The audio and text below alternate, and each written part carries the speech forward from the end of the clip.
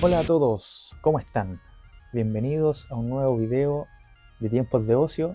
Si ya viste nuestras guías anteriores, probablemente a estas alturas ya sabes cómo jugar Crónicas FSG, cómo funcionan los turnos, el combate, los versos, las interferencias, la cadena de resolución y hasta cómo construir tu propio mazo.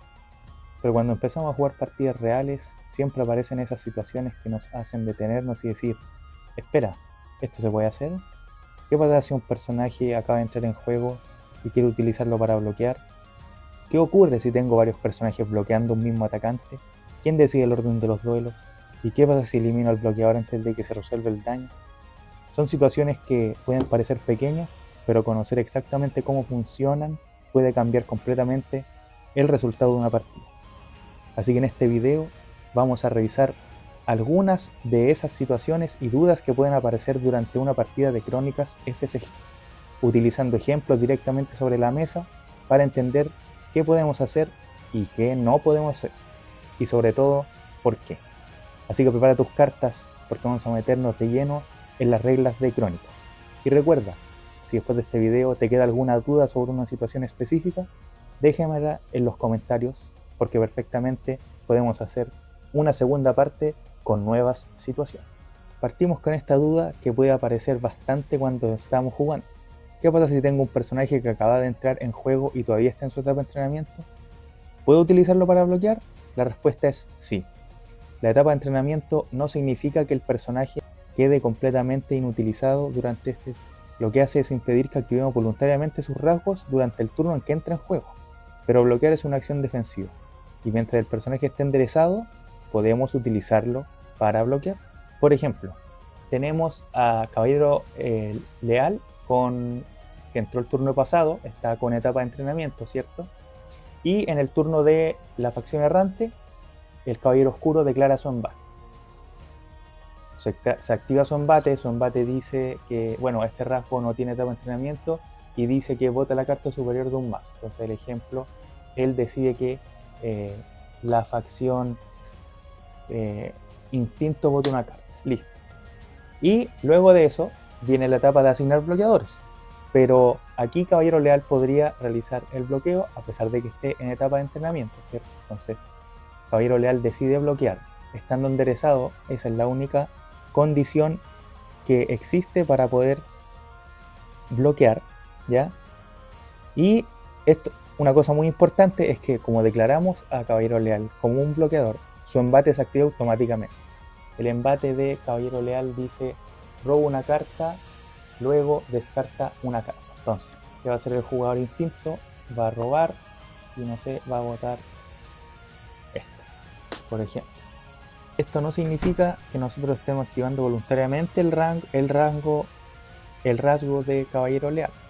El propio bloqueo es el que provoca la activación de su embate. Antes de la resolución de daño podríamos jugar cartas de verso, ¿cierto? Como ya lo habíamos visto en guías pasadas, activar interferencias o hasta habilidades de vincular. Finalmente el daño se resuelve y luego de ella, si el personaje bloqueador sobrevive, se gira. En este caso, como ambos hacen 2 de ataque y tienen ambos 2 vida, serían destruidos en este ejemplo, ¿ya? Y bueno, por tanto, un personaje que acaba de entrar en juego puede perfectamente ser útil para defenderse y además puede aprovechar su embate defensivo si su habilidad se activa al realizar el bloqueo.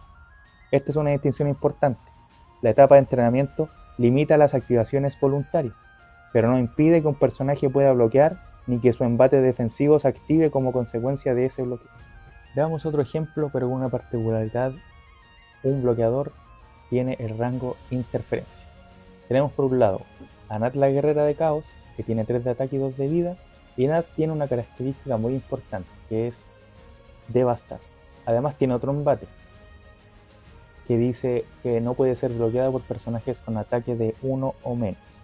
Pero el jugador caos decide activar el primer embate. Recuerden que para activar el rasgo embate debemos girar al personaje, por lo que no podemos activar ambos embates. Por el otro lado tenemos a Asteliana de Horda, que tiene 2 de ataque y 2 de vida, y cuyo embate puede reducir el ataque de un personaje rival. Otra cosa, en este ejemplo Asteliana no se encuentra en etapa de entrenamiento. Estamos en el mediodía del jugador de Caos y decide iniciar una incursión con Nat, activando su rasgo de embate. Nat se gira, declara el embate contra el santuario del oponente Orden. Y ahora el jugador de Orden tiene que decidir si quiere bloquear. Y decide bloquear con Asteliana. Ahora que el bloqueo fue declarado, se activan los embates correspondientes. Asteliana activa su embate y utiliza su habilidad sobre Nat. O sea que Nat recibe -1 de ataque hasta el anochecer. Así. Ahora tenemos a Nat con 2 de ataque y 2 de vida y Asteliana con 2 de ataque y 2 de vida. Todavía no hemos llegado a resolver el daño. Aquí tenemos una ventana de acción antes de que los personajes se hagan daño mutuamente. Y el jugador Orden decide aprovechar esta oportunidad y utilizar la interferencia de Asteliana. La interferencia se activa y nos permite mirar la primera carta de nuestro mazo. Esto no cambia el combate directamente, pero nos permite obtener información y planificar nuestras próximas jugadas. Y ahora sí, ninguno de los jugadores quiere realizar otra acción, llegamos finalmente a la resolución del daño. El daño se resuelve de manera simultánea, Nat tiene 2 de ataque, así que hace 2 puntos de daño a Asteliana. Y Asteliana tiene 2 de ataque, así que hace 2 puntos de daño a Nat. Como ambas tienen 2 de vida y han recibido 2 puntos de daño, las dos son destruidas al mismo tiempo.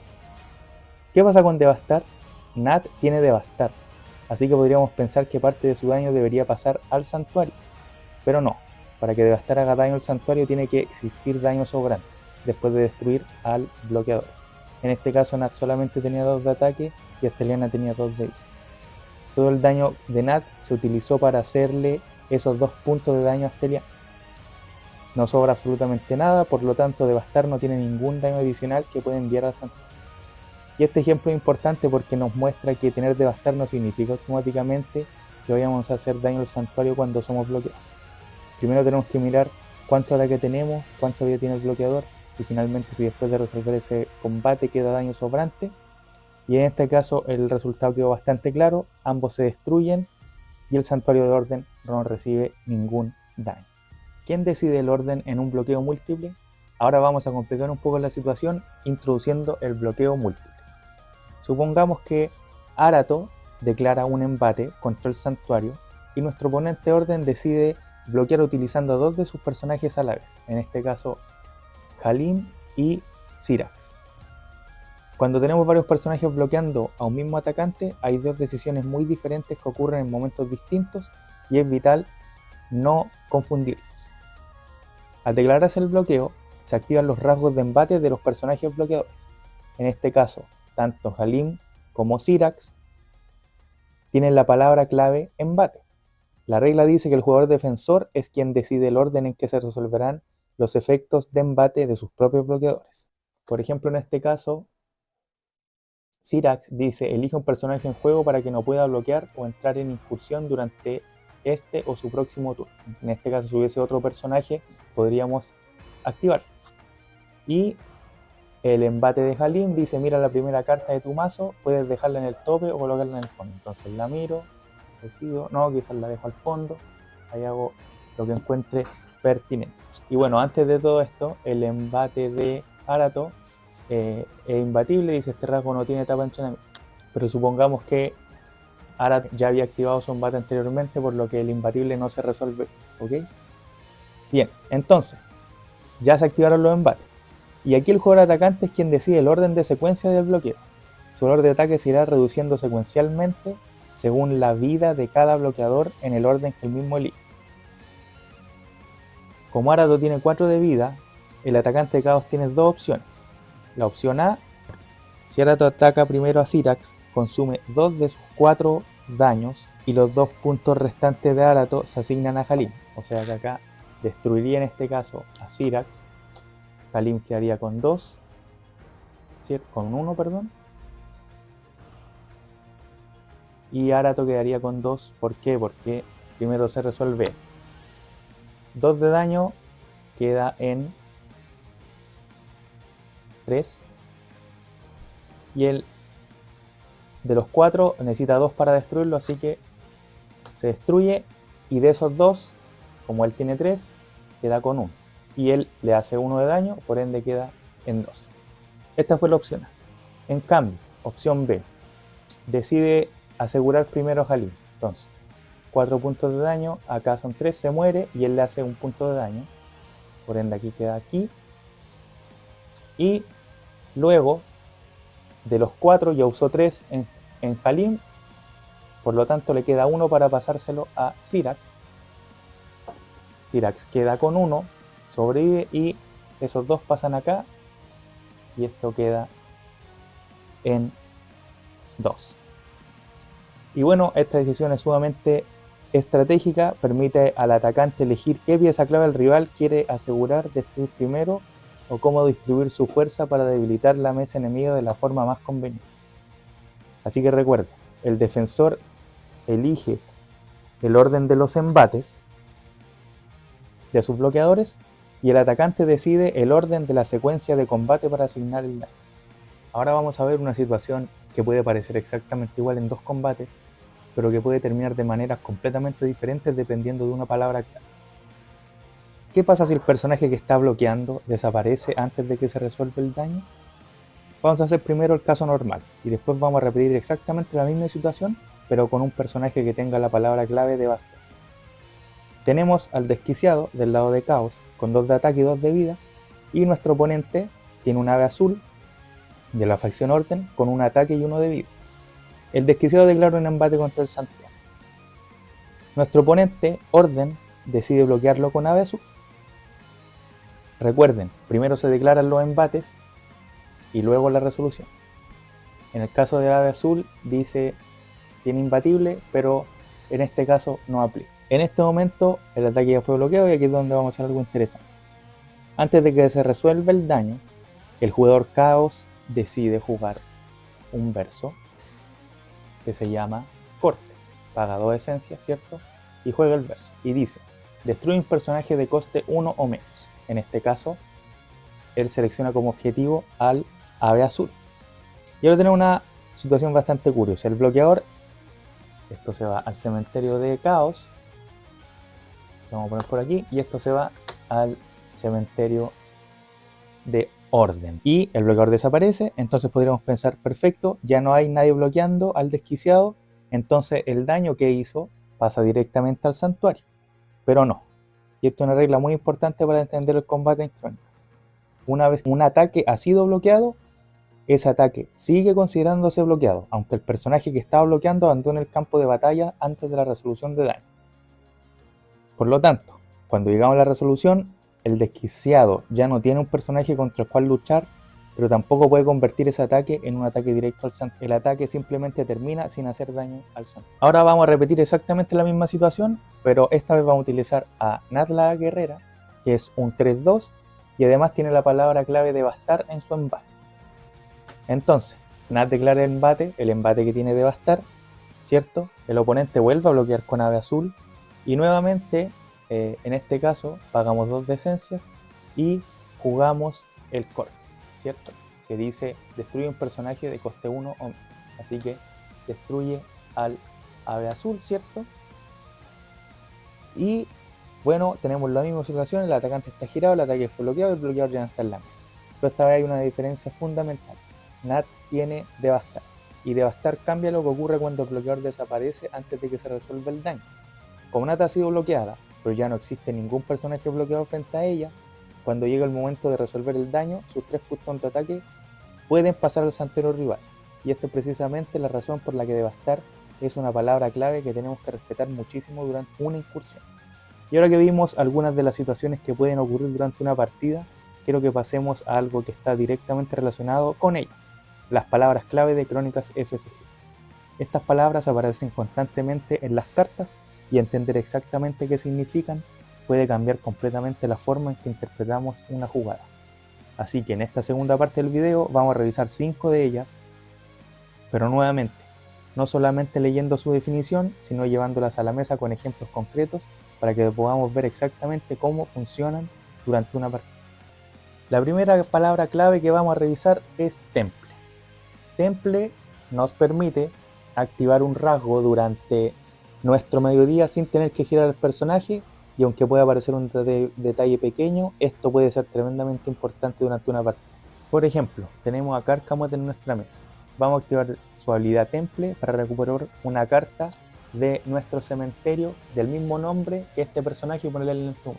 En este caso, pondríamos a este Cárcamo que tengo en el cementerio y lo podría poner en mi mano.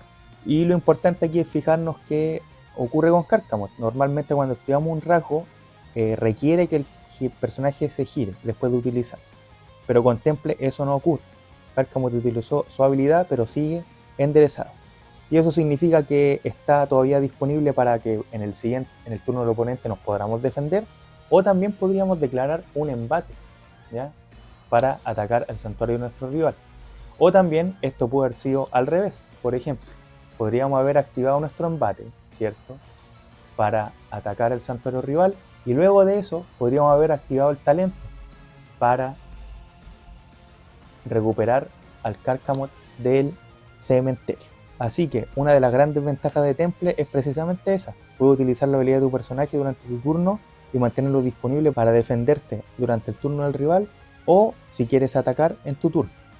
Eso sí, Temple no significa que podamos utilizar la habilidad todas las veces que queramos. La habilidad con Temple puede activarse una vez por turno. Por lo tanto, recuerda, Temple te permite activar el rasgo sin girar al personaje, pero sigue existiendo el límite de una activación por turno. Ahora vamos con una palabra clave que funciona de una manera bastante diferente. Resplandor, ¿ya? Resplandor es una habilidad que se activa en el momento exacto que el personaje entra en juego. No es una habilidad que podamos guardar para después. Es decir, tenemos una oportunidad de utilizarla cuando juguemos el personaje. Y si no lo hacemos en ese momento, perdemos esa oportunidad. Por ejemplo, tenemos al Heraldo Oscuro, un personaje de coste 8, de ataque 6 y de vida 6, y cuando lo jugamos podemos decidir si activamos su resplandor.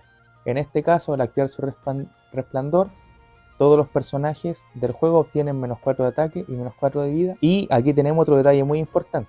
Cuando decimos activar el resplandor, Heraldo Oscuro entra girado. Esto es parte del coste de utilizar este efecto. Por eso, a diferencia de Temple, aquí estamos obteniendo un efecto inmediato muy potente, pero estamos pagando esa desventaja dejando al personaje girado. Y además, tenemos que decidirlo en este momento.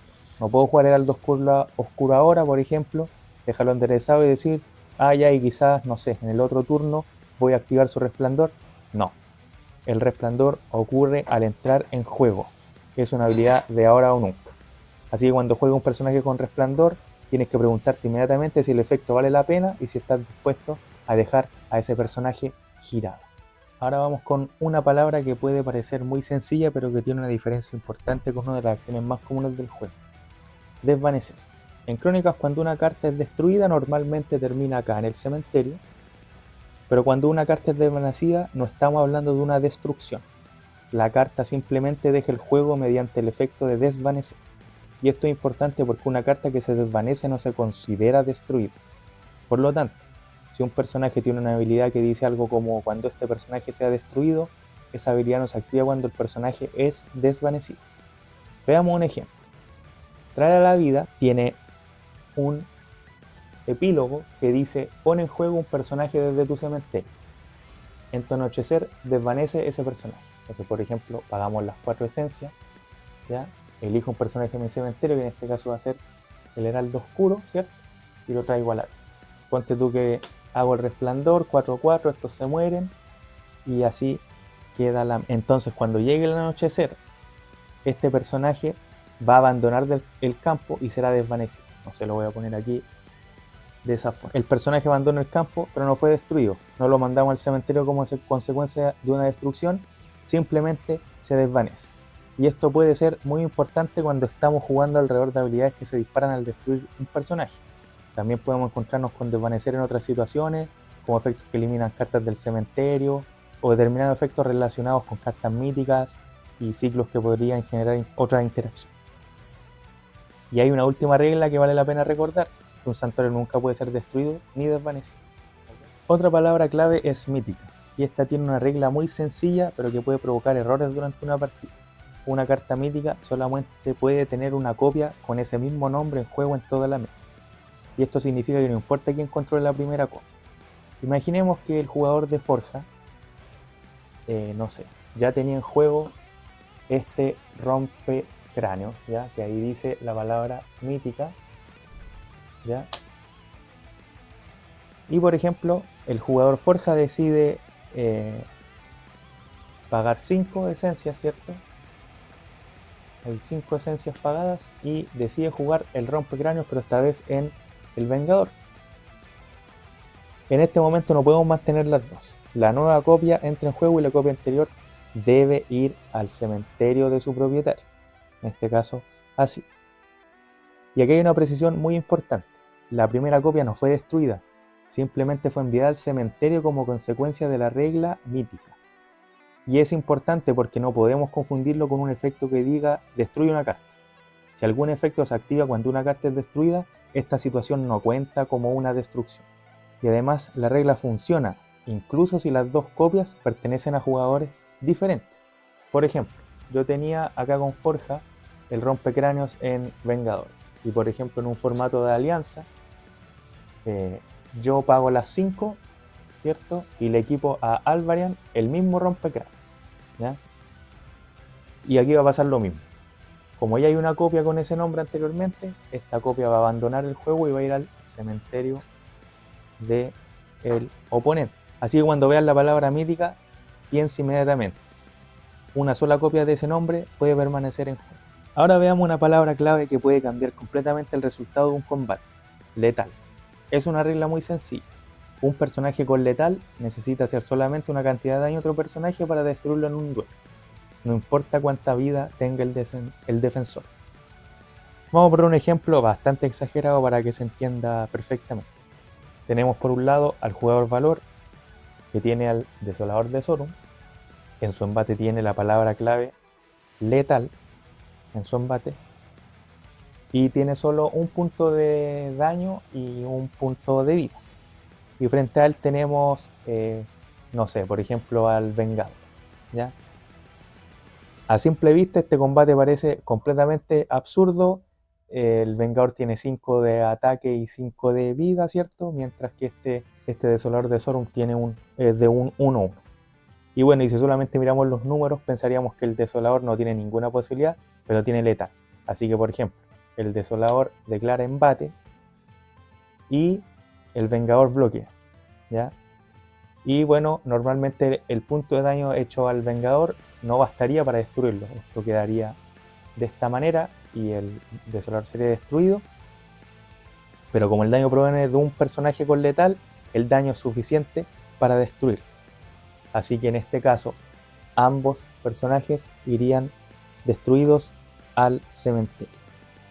Así que cuando un personaje tiene letal, incluso una cantidad mínima de daño puede ser suficiente para eliminar una amenaza enorme.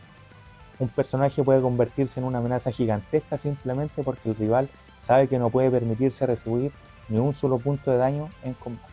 Ahora vamos a ver una palabra clave que puede parecer muy sencilla, pero que genera bastantes errores cuando estamos comenzando. La palabra imbatible. Cuando un personaje tiene imbatible, existe una condición muy importante: su primer embate de la partida no puede ser bloqueado. Y fíjense que estoy diciendo el primer embate de la partida, no el próximo embate. Así que vamos a verlo con un ejemplo. Este turno yo jugué al desquiciado, ¿cierto? Que en su embate dice: este rasgo no tiene etapa de entrenamiento, por lo que ataco. Bueno, aquí apagué la esencia para jugar al desquiciado, ataco. No sé, acá el oponente pasa el daño porque no le interesa bloquear, ¿cierto? Y ahí lo pasa y listo. Siguiente turno, no sé, forja algo y después nos toca de nuevo, enderezamos, ¿cierto? Robamos, generamos esencia, robamos cartas, lo mismo de siempre. Y bueno, y ahora vamos a decidir jugar, no sé, este verso. Pago 2 y juego full. Y voy a jugar el prólogo. Dice: un personaje obtiene imbatible. Imaginémonos que lo jugamos al desquiciado. Entonces, desquiciado va a tener la palabra clave imbatible por ahora. Pero ¿qué va a pasar? Declaro embate. Ahora soy imbatible, ¿cierto? Por lo que yo supongo que no deberían poderme bloquear el ataque. Pero eso sería incorrecto. ¿Por qué? Porque el desquiciado ya realizó su primer embate de la partida. La condición de imbatible ya se consumió, por así decirlo. Así que la idea que tenemos que recordar es sencilla: imbatible debe estar activo antes del primer embate del personaje si queremos aprovechar su efecto. No significa que próximo ataque sin bloquear. Significa que la primera vez que ese personaje realiza un embate durante la partida no puede ser bloqueado. Y una vez que ese primer embate ya ocurrió, esa oportunidad ya desaparece. Por eso cuando tengan una carta que puede entregar imbatible, como el caso de Furia de los Caos, piensen bien cuando la van a utilizar. Ahora vamos a conocer una palabra clave que aparece en las reliquias y que puede generar dudas muy interesantes durante una partida, que es la palabra clave vincular. Vincular X es una habilidad, o vincular 1, 2, lo que sea, es una habilidad que permite cambiar el personaje que lleva equipado una reliquia. Por ejemplo, en este momento Syrax tiene equipadas las dagas de luz. Si quiero utilizar vincular, puedo mover estas dagas desde Syrax a otro personaje válido que yo controle. En este caso podría moverlas a la Astelia. Pero para hacerlo tenemos que pagar un coste. Las dagas de luz tienen un coste de 2 esencias y además tienen vincular 2. Esto significa que para utilizar vincular tengo que sumar ambas cantidades. 2 esencias por el coste de la reliquia y 2 esencias por vincular. Así que por ejemplo, pago las 4 esencias y si la habilidad se resuelve correctamente, las dagas pasan de Syrax a la Astelia. Pero ahora viene la parte realmente importante. ¿Cuándo puedo utilizar vincular? Vincular se puede utilizar exactamente en los mismos momentos que podemos jugar un verso. Eso significa que no tengo que esperar necesariamente a mi turno. Puedo utilizarlo durante mi mediodía, pero también puedo utilizarlo en respuesta a determinadas jugadas de mi oponente. Durante un cambio de fase o en las ventanas que se abren durante una incursión. Y esto permite hacer cosas como esta. Entonces, por ejemplo, de nuevo, teníamos a Syrax equipado con dagas de luz, ¿cierto? Las dagas le están dando bonificaciones, etc. Y tenemos a Asteliana acá. Ya, por ejemplo, aquí tengo a Syrax con las dagas de luz y a Asteliana. Declaro embate con Syrax. ¿Ya? Entonces ahora el jugador Caos va a decidir qué hacer. ¿Ya? Y en este caso, el jugador Caos decide jugar en respuesta, ¿cierto? Va a pagar 2 y va a jugar una ráfaga de fuego. Y dice, destruye un personaje con 3 o menos de vida, por lo que hace objetivo a Syrax. Entonces la carta va a destruir a Syrax y si simplemente dejamos que esto ocurra, Syrax será destruido y las dagas de luz quedarán sin portador. En ese momento podrían volver a equiparlas posteriormente pagando nuevamente sus 2 esencias, pero tendría que esperar hasta tener una oportunidad para hacer. Sin embargo, como mi oponente acaba de jugar una carta, tengo una oportunidad para responder y aquí también se puede utilizar la habilidad vincular. Entonces yo podría, no sé, de ahí pagar las 4 esencias y cambiar de portador a la Asteliana, ¿cierto? Y se resolvería, ¿cierto? Este se ha destruido, esto se va para acá y hay que el combate, pero las dagas pasaron al tiro a la Astelia. ¿Y por qué pasa esto? Porque en la cadena de resolución, vamos a volver, mi oponente jugó esto, ¿cierto? Yo estaba así. Yo pagué el coste de vincular, que son 2 más 2, que son 4, y se juega esta hora. Entonces, como la cadena de resolución se resuelve lo último que se jugó, en este caso, se hace efectivo el vincular 2 y pasa a la Asteliana, y luego se resuelve el epílogo de esta carta que destruye a... Entonces mi oponente consiguió eliminar a Syrax, pero yo pude equipar a Asteliana en este caso. Y bueno, aquí por ejemplo tenemos que evaluar si valió la pena el gasto de recursos, porque a lo mejor Syrax iba destruido y después solamente tenía que pagar 2 para reequipar las dagas. Entonces ahí también tenemos que ver si vale la pena activar un vincular en este caso. La idea era explicar en qué momentos podíamos activar vincular 2. Ahora, si tiene sentido o no en este ejemplo, da lo mismo, pero era eso lo que se quería explicar, ¿ya? Y bueno, y vamos a terminar con una breve explicación de los santuarios que ha generado algunas dudas naturales, por así decirlo.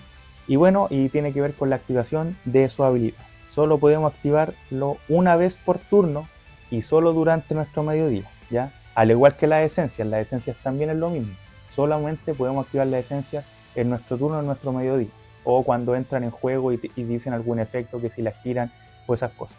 No podemos jugarle las ventanas de donde se juegan los versos, por ejemplo, y ese tipo de cartas. Y también recuerden que tiene una habilidad particular los santuarios, que cada vez que utilizamos la habilidad, esto va sumando una esencia por cada activación. Vamos a verlo, por ejemplo, con el altar del mercado. Por ejemplo, no sé, este turno yo decido gastar las 2 esencias, ¿cierto? Para robar una carta, ¿ya? Y aquí debería ir contando esta cosa. Por ejemplo, acá cuento 1, ¿ya? Otro turno, ¿ya? Por ejemplo, en mi otro turno también quiero activar el santuario. Entonces necesitaré pagar los 2 que dice, pero además lo que tengo marcado aquí, que en este caso serían 3. Y ahí recién podría robar otra carta y este número también de nuevo debería aumentar. Y así sucesivamente se iría jugando la habilidad del santuario, ¿ya? Y esto es por todo lo que dure la partida, ¿ya? Entonces ese valor no se resetea hasta el siguiente duelo, por así decirlo. Eso en resumen con los santuarios. Y con esto llegamos al final de este, podría decirse, no sé si tutorial, pero un aclarar dudas o una FAQ o algo así. Son pequeños detalles del reglamento, pero entenderlos puede marcar una diferencia enorme cuando empezamos a jugar partidas más competitivas. Así que ahora que ya conocen las reglas, te toca llevarlas a la mesa y empezar a buscar esas jugadas que pueden darte ventaja durante una partida. Y si estás jugando Crónicas FSG en tu tienda o con amigos o en Discord, cuéntame en los comentarios qué otra palabra clave o situación del reglamento te gustaría que revisáramos en un próximo video. No olvides suscribirte a Tiempos de Ocio, déjame un like, comparte este video con tus amigos y nos vemos en el próximo video de Tiempos de Ocio.